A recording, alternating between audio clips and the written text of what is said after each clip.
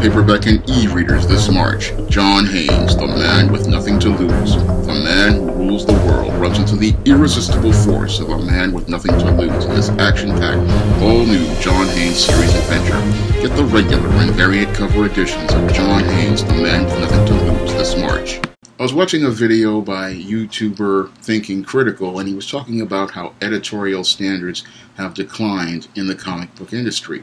And I can explain why editorial standards have declined in the publishing industry, and it's primarily because the people running most of these comic publishers don't have any publishing experience. Now, if you look at the big two publishers, DC Comics and Marvel Comics right now, they are run by people who have no publishing experience whatsoever. Your Dan Didio, when he came into DC Comics, had no publishing experience, and your Sana Amanat, who is currently running Marvel Comics, has no publishing experience, and that lack of publishing experience shows in their catalogs, because when you take a critical examination of their catalogs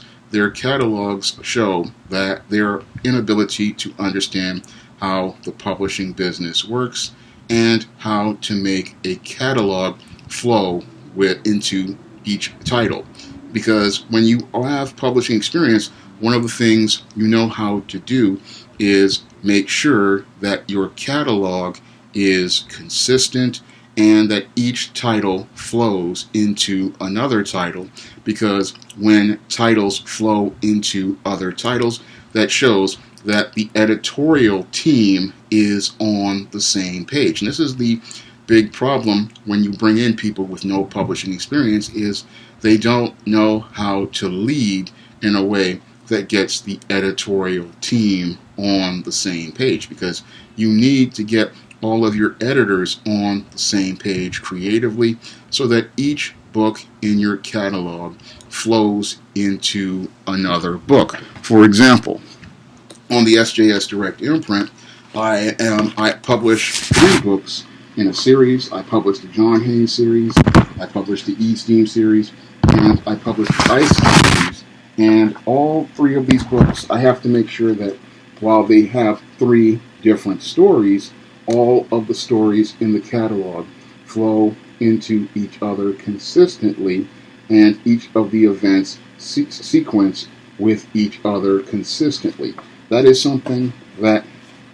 legendary editor Jim Shooter insisted on for the books at Marvel when he was running Marvel in the 1980s. And this is one of the reasons why Marvel had incredible sales during the 1980s, because you could go from an X-Men book to a Spider-Man book to an Alpha Flight book to an Avengers book to an Iron Man book, and while they were all part of the same shared universe and they had their own unique stories in that universe, all of the events of each book flowed into each other consistently, so the reader got the same reading experience from each book. Unfortunately, when you have someone without publishing experience in charge of an imprint, oftentimes everybody isn't on the same page, and oftentimes a lot of the books don't flow into each other consistently because there's no leadership to make sure that all of the editors are working together or understand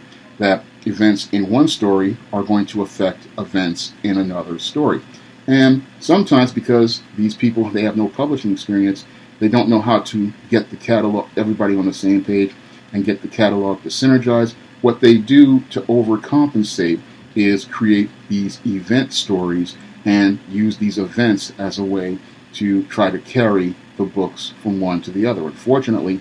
what that does is it makes it hard for new readers to break into series, and it makes it very frustrating for older readers who believe that they are forced to go out here and buy almost $300-400 worth of books just so they can get all of the issues in a story. Now again, that's all due to a lack of leadership on the editorial level, and people not understanding how to be an editor. Now, the other big problem with the comic book industry as related to editorial standards, in addition to leadership, is the fact that there's nobody there to teach people how to be an editor. Because again, editorials mandates come from the top down, and if there's nobody there to teach anyone how to be an editor, then there's no way you can really establish quality standards for your books. And the big problem that DC and Marvel and many other comic publishers is that there's nobody there to teach how to be an editor to the editors. And because those editors don't have the guidelines for standards, this is why many of the books being published today really aren't consistent in terms of quality. Because when you have a strong editor-in-chief and a publisher who can teach the standards as related to the house style, which is how the house publishes its books, and the standards that they publish their books on, then the other editors know, okay, this is how a DC comic is published, this is how a Marvel comic is published, this is how a Marvel story is written, this is how a Marvel story paradigm follows, this is the 3-act structure of a Marvel story, or this is the 3-act structure of a DC story. So there's nobody there to teach the house style to many of the editors, and because there's nobody there to teach the house style to the editors, this is why many of the writers are winding up with extremely inconsistent stories, and a lot of times why a lot of these stories really don't become classics like the way they should be. Because one of the roles an editor has in the story, as related to publishing, is they have to be the eyes and ears of the reader to talk back to the writers and the artists to let them understand what they're doing wrong and how to fix it. Because you are the first set of eyes to see this book before the audience sees it. And as an editor-in-chief and a publisher, you have to set the vision and the tone that lets people know, okay, this is the house style, this is what people want from a book, and this is what we need to put as our standard for the book. So what we need to see in this book is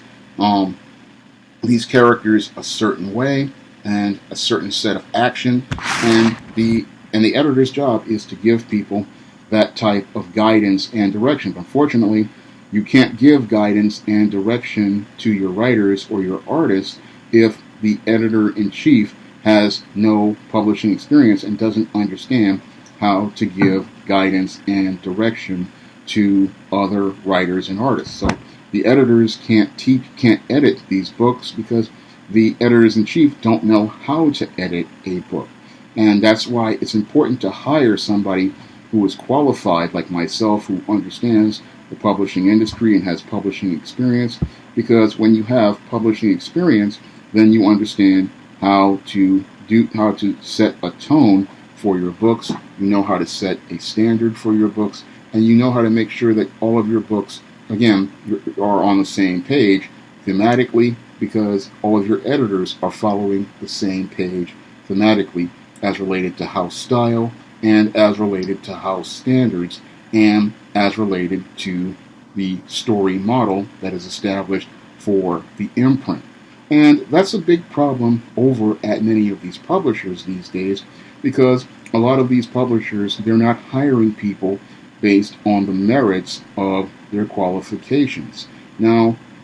one of the big problems with the comic publishing industry is that people say the pay is low, that it's $40,000 a year to be an editor, and you have 15 books to manage, because oftentimes Marvel and DC now are saturating the shelves with too many books. And back in the day, that's not how it was. Usually you had a catalog of maybe 16, 32 titles back in the 1980s, early 1990s, and an editor may be working on maybe 3 or 4 books, and because they had such a small catalog of books, they could go out here and make sure each book was the best it could possibly be. And when you have writers working on 15 books, that's just too many. And again, that's why a lot of books have a quality issue these days. And they also have a quality issue these days because a lot of times these writers are not getting the guidance that they need as related to a story. And these writers, again, are not getting guidance because these writers are not being told what the house style is or the house standard is, and the editors are not in a position where they can push back on story. Because one of the big problems with the comic book industry over the last 20 years is we've had this rock star mentality as related to writers and artists, and they believe that they can just write and draw whatever they want without editorial pushing back and saying, no, you can't do that. And the reason why you can't do that is because we have an image for this character. This character represents a brand, and because this character represents a brand, we need this character to meet certain standards as related to the house style. So we need this character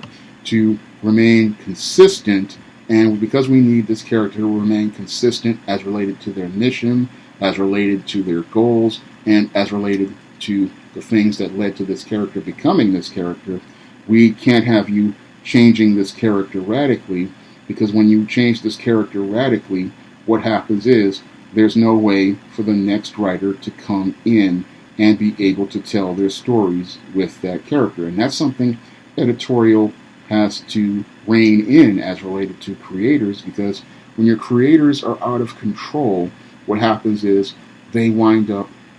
making irreparable damage to a character, like in the case of Tony Stark Iron Man, where they just made a complete mess of that character, or Spider-Man during the Clone Saga era. They did so much damage that they do things that wind up ruining the character, so that new writers, when it's time for them to come in and work with the character, they either have to undo all of the damage the previous writer did in the first 6 issues, which slows down their sales and their momentum, or they just have to try to work around all of the damage that this writer has done. And again, that's all due to a lack of editors in place who don't say no to rock star writers and rock star artists and let them know, no, you're not going to do this to this character. No, you cannot tell that story. No, I'm not going to allow that part of the story to come in. That's not going to print. And the reason why that's not going to print is because we have an image for this character. This character represents a brand, and if you want to write this character, you have to follow the house style, and you have to follow the house standards as related to this character. And that means you have to not only, when you come in, do your research on the character, you also have to do your research as related to the house style and the house standards. And again, when you have no editors with editorial standards or trained in editorial standards, this is why many of these comics, the writing is so bad, because a lot of these writers, again, are not getting the guidance that they need from editorial. They're not getting the pushback as related to writing, because writers, we need feedback on our stories, and we need that feedback in order to understand what we can do and what we can't do. And again, when you have a seasoned editor in place, he's going to tell you what you can do and what you can't do with a commercial character, because he understands the importance of maintaining the image, the brand, and reputation of that character, so that readers can continue to enjoy that character as creative teams change. And as creative teams change, people can still enjoy stories featuring the character. So a good seasoned editor, what they're going to do is put the characters first, and they're going to put the characters first because they want to maintain those house standards and that house style, and they're going to try to protect that character from the excesses of a creator. That's another point that an editor's role is you have to be, again, the eyes and ears of the reader, because when creators go out here and participate in excesses, the readers shouldn't be the ones telling you that you're going too far. It's the editor's job to tell you, hey, you're going too far with this. The story's getting too crazy. You need to pull this back. And they also need to tell you, okay, you want to go here, but where's that going to go? You have to also be able to pull the writer to his side and say, look, that's just not going to work. That's not going to work, and we're not going to let you do that. And yeah, the writers may get mad, they may get upset, they may storm off, and that's just part of the business. But you have to protect the integrity of the characters and the integrity of the brand, because this is how you generate sales, by keeping the characters consistent from generation to generation so that readers can continue to enjoy them. Now, the other big problem with the comic book industry as related to editorial standards is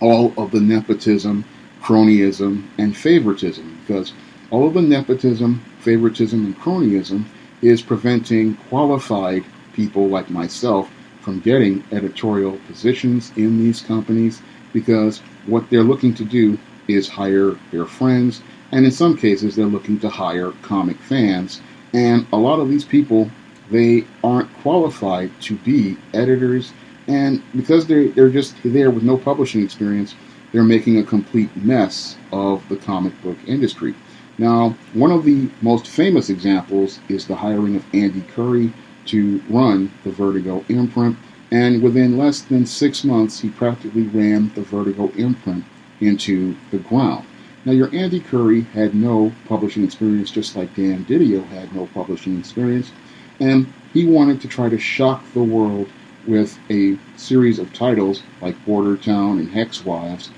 as part of the Vertigo imprint. But what he didn't understand is a publisher's job as an editor-in-chief is to set a vision for the imprint and also try to reach out to readers by giving them books that they would possibly care about. Now, Karen Berger, when she was running Vertigo, she was looking to do unique stories outside of the superhero genre, but she also wanted to have that foundation of titles like your Swamp Thing, your John Constantine, Sandman, as a base of books to be able to anchor the imprint with strong sales. And then as she has the anchor, she can then go out here and explore all these other genres that hadn't been touched, like crime, the Sandman Mystery Theater, and many other types of titles, and that could allow the imprint to grow. But your Andy Curry, he didn't have publishing experience, so he didn't understand you needed a core foundation of books to get the readers hooked in, and then you needed some experimental titles to get the readers interested in fresh new concepts. Instead, what he wanted to do was push these crazy far-left comics out here like Border Town and Hex Wives and attack and insult readers, and you cannot get readers to buy something like that, because the three questions a reader wants to be answered in a comic are: who is the main character, what do they want, and most importantly, why should we care? Because we need to care about these characters, relate to these characters, and identify with these characters, and we can't do that if the characters are just so obnoxious and nasty that we just hate them. I mean, there's love to hate characters like a heel, but they have to have a human connection. But your Andy Curry didn't know how to do that, and that's why your Vertigo imprint practically imploded on itself and was going to be a major stain on DC's brand once he launched Second Coming and was starting to alienate the Christian population of America. Now, a seasoned publisher like myself, if I were doing a Vertigo imprint, I'm going to start out possibly with a Constantine book, a Sandman book, just to get the readers into the imprint. And then I may do one or two newer titles to get readers into different kinds of stories. I might do a crime drama. I might do something like a John Haynes type book,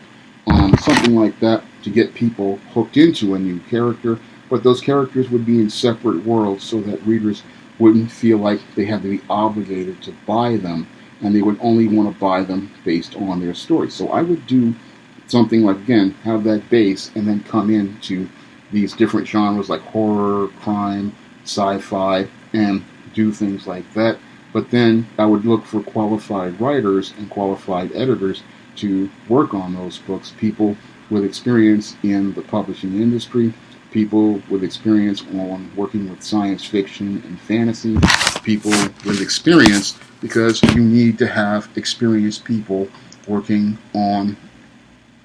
from publishing experience, working on these books because they understand how the catalog works. They understand you're working on a catalog every year, and that catalog can be a monthly catalog, a quarterly catalog, or a yearly catalog, but you have to make sure that the books that you're releasing are all following the house style. They're all meeting the same standard as related to the page layouts. They're meeting the same standard as related to character development, and that the character actions from one book are consistent from one book to the next, and that events in each book carry over from one book to the next, because keeping books consistent is something that's very important in comics, and you have to make sure that as an editor, all the books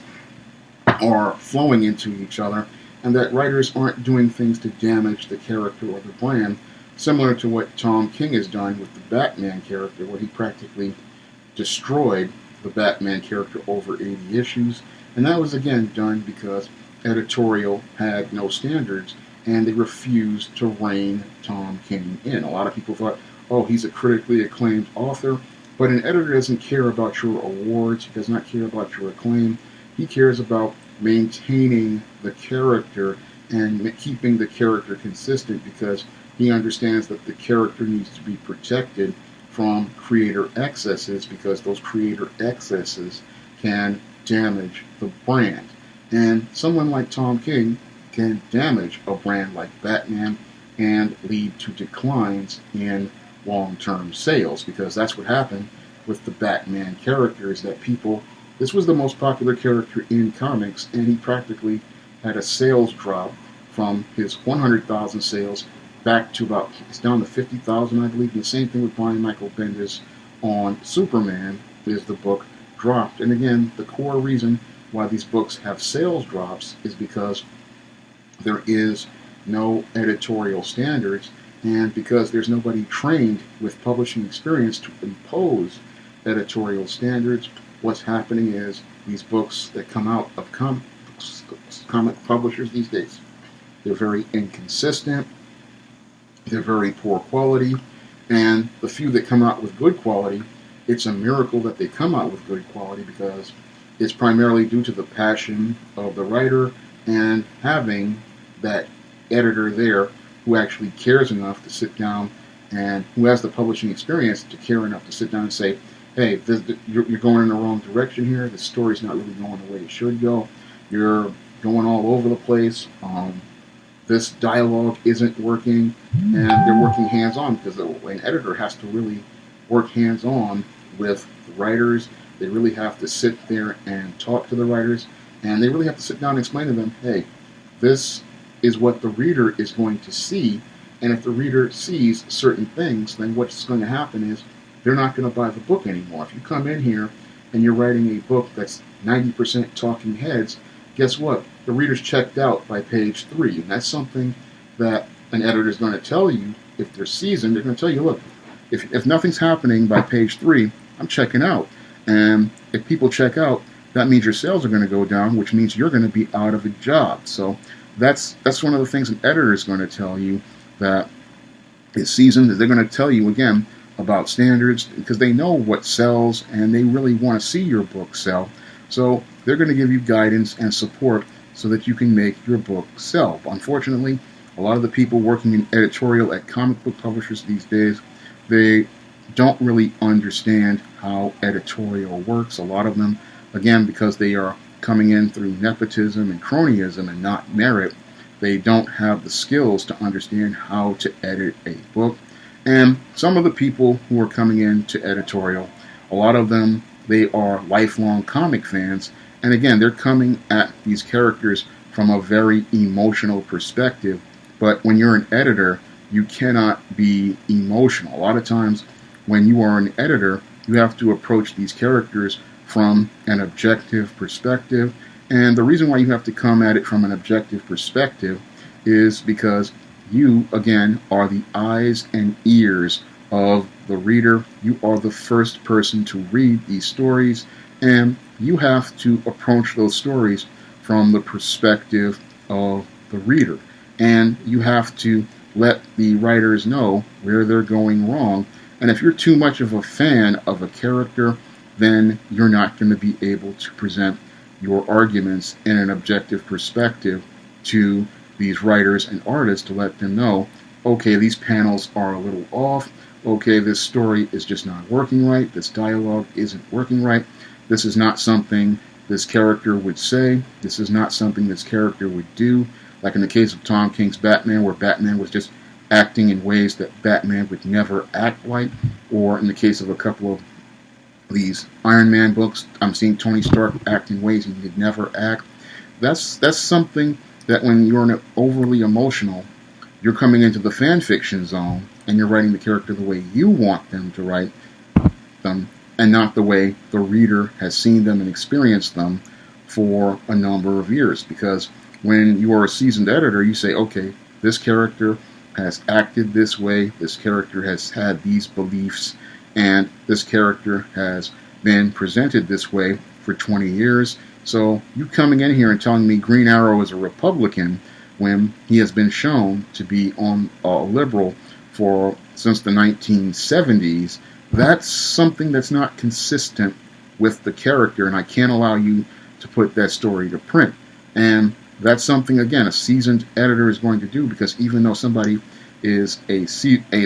lifelong fan, they're going to think, oh, I'm going to put a fresh take on this, or I really like this character. Yeah, passion is very nice for a character, but you also have to have balance. And again, an editor is there to make sure that your story is presented in a fashion where we get a balanced picture of the character, a balanced picture of the story, and that the reader gets the same consistent reading experience from story to story, and gets the same consistent reading experience from book to book. For example, my readers get the same consistent experience from an ISIS series book,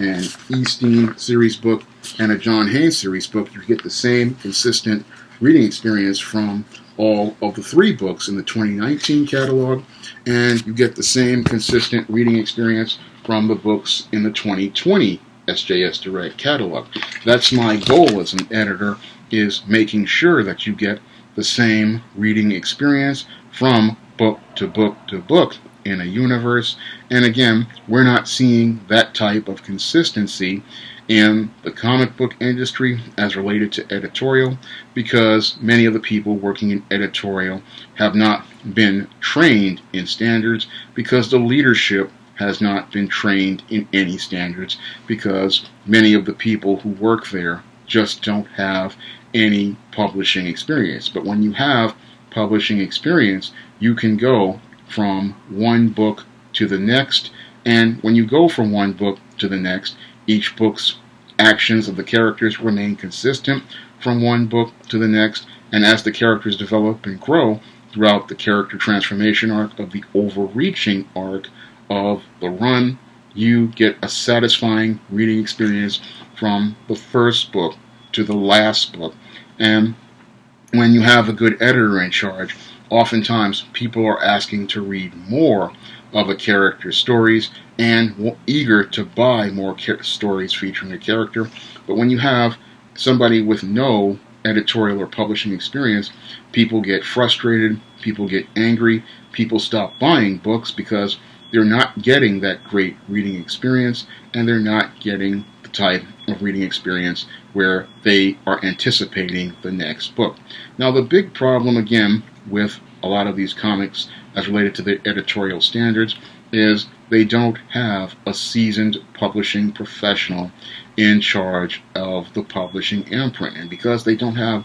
a seasoned publishing professional in charge of the imprint, this is why the standards are so low, because standards are taught from the top down. They are a part of the company culture that are taught from the top down. And a seasoned publisher, they are going to make sure that their editors are all taught to follow the same standards as related to house style, as related to house story models, and as related to house standards as related to character conduct and the character mission and the mission of the imprint. And because they are going to train their editors to meet these standards are going to be then told to the writers as the editorial guidelines, and these guidelines are going to be enforced by the editors whenever a writer approaches them with a story. And they're going to make sure that those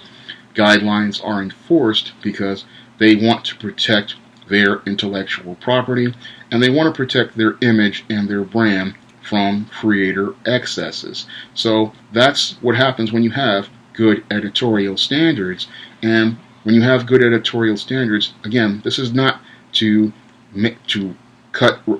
prevent writers from writing the stories that they want. It's to protect the business, the product, and the brand, because all it takes is one bad story to alienate readers, and then you don't have anybody buying your products or your brand. And that's what happened to Vertigo last year, was people stopped buying Vertigo comics because the Andy Curry's lack of leadership and his lack of understanding as related to publishing led to him publishing books that did not fit the Vertigo imprint as people knew it, and he didn't have a mission or a direction for the Vertigo imprint, and he damaged the Vertigo brand to the point where DC was forced to shut down the Vertigo imprint. And again, the big problem at these companies is the fact that the reason why they're struggling is because they don't have anybody with publishing experience, and they don't want to seem like they want to bring in people with publishing experience, because I have over 10 years of publishing experience, publishing books on the SJS Direct imprint, and I have never gotten an email or any code of contact, and I have expressed interest in working in comics ever since the 1990s. Now, I have a college degree in business, and again, over a decade of publishing experience, and I could easily come into one of these comic publishing houses and get them right, but a lot, again, because of the nepotism, the cronyism, and the favoritism, a lot of qualified people like myself who can do the job on the merits, we can't come in to fix the damage in the comic book industry and get the comic book industry on point as related to editorial. Because if you get your editorial right and get your editors on the same page, that's going to get your books consistent. And once you get your books consistent as related to standards, then you're going to get your sales up, because people are going to see that the product is consistent, they're going to see the product is high quality, and that's going to build the word of mouth long term for the publishing industry, comic book industry overall, and get the readers back on track. But when you have unqualified people working on comics, what's going to happen is you're going to have all of these gimmicks and shock marketing, and you'll get a short-term spike in sales, but it does long-term damage to the brand, and that long-term damage is the thing that prevents the market from growing long-term and being able for these characters to be accessible to new readers. So that's the big problem with the comic book industry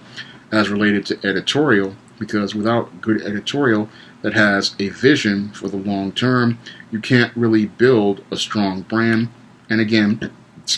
you need a good editorial team set up by a visionary with a long-term, who wants to set up a long-term future for the brand overall, and is looking to protect the brand and make sure that these characters remain quality and remain consistent for the next generation to enjoy, and for the next creative team to be able to work with once they get that opportunity. If you want to pick up the newest John Haynes book, John Haynes, The Man with Nothing to Lose, in regular and variant, it'll be available March 10th in paperback and Kindle formats. And if you want to pick up ISIS, The Main Event, which is coming out on April 6, 2020, you can pick that up on Amazon.com. And if you want to pick up the books of the 2019 catalog, John Haynes' Dark Succubus, ISIS, All That Glitters, and Esteemed Goddess Of, you can pick up these books on Amazon.com in paperback and Kindle formats, and see what happens when you have somebody with publishing experience in charge. And if you want to help me put more quality art from artists like Bill Walko, Mike Williams, and Josh Howard on the cover of SJS Direct Books. You can donate to my Patreon, my PayPal, and my Cash App by clicking the links in the description box. That's all I have to say for this video. You can comment, rate, and subscribe. Now available in paperback and e-readers, Isis, the Beauty Myth. Learn the beauty secrets of the goddess next door in this action-packed Isis series adventure. Get Isis, the Beauty Myth at online booksellers everywhere today.